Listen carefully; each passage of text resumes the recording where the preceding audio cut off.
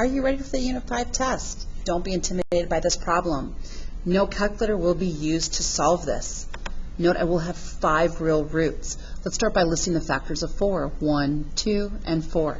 The factors of the leading coefficient, 1 and 3. Let's now list all the possible rational roots. 1, 2, and 4. 1, 2, and 4. 1/3, 2/3, and 4/3. 1/3, 2/3, and 4/3. The 5 roots will come from this list, but again, they could be duplicated or maybe even tripled. So I'm going to start by testing 1. We have 3x to the 5th, 11x to the 4th, 9x to the 3rd, negative 7x squared, negative 12x, and negative 4. Just to make sure, and feel free to put x to the 5th, 4th, 3rd, 2nd, 1st, and to the 0. I'm going to start by testing 1. Drop down. Multiply and add. Multiply and add. Multiply. Oh, I'm testing my math here. Multiply. Okay, we're going to subtract 7 to get 16. I want to make sure here that looks right to me, right? That looks right. And then multiply and add and multiply and add. Okay, great. I know that 1 works. So 1 is one of the 5. Now, it may be used more than once, but positive 1 is one of the 5 roots. Now, what I have as a remainder here is 3, 14, 23, 16, and 4. If there's only 3 terms left, I would use either the quadratic formula or maybe factoring to solve, but I need to get down to that point. Will I test 1 again? I will, because it may be a duplicate or even a triple answer. So let's test 1.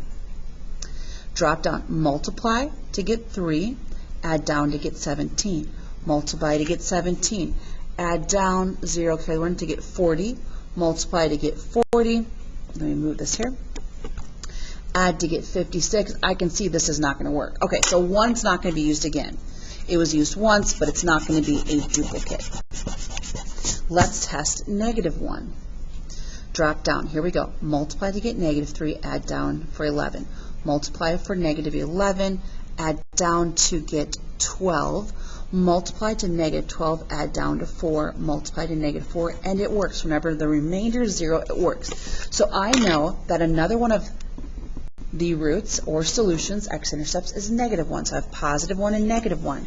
I'm still not down to 3, so I need to continue to test. Now, I know that I've already tried 1 again. It worked the first time, but when I tried it again, it didn't work, so I'm not going to try 1 again. But I am going to test to see, can negative 1 be used more than once? So testing negative 1. Drop down. Multiply and add down. Multiply and add down. Oh, it works. Wonderful. Okay, so negative 1 worked again. So I've been able to list 3 of the 5, and I know the remaining 2 that I have not listed will have to come from this list. I mean, negative 1 can maybe be a triplet answer, but once I get down to only 3 remaining, it makes it nice. No x, 1x, 2x. What do I do now? I can use quadratic formula. Maybe factoring works. Let's check. What multiplies to equal 12 and combines to give us 8, 6, and 2. Now this is where you need to be careful. X plus 6 and x plus 2. Where do so many students make a mistake when they're trying to solve? They do great on this part, but they forget when the leading coefficient is anything other than a positive 1, we need to put it underneath.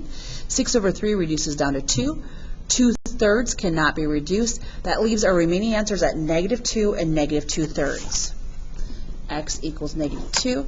X equals negative 2/3. We do need to make sure they're in this list. So we have 1, negative 1, negative 1, negative 2, and negative 2/3.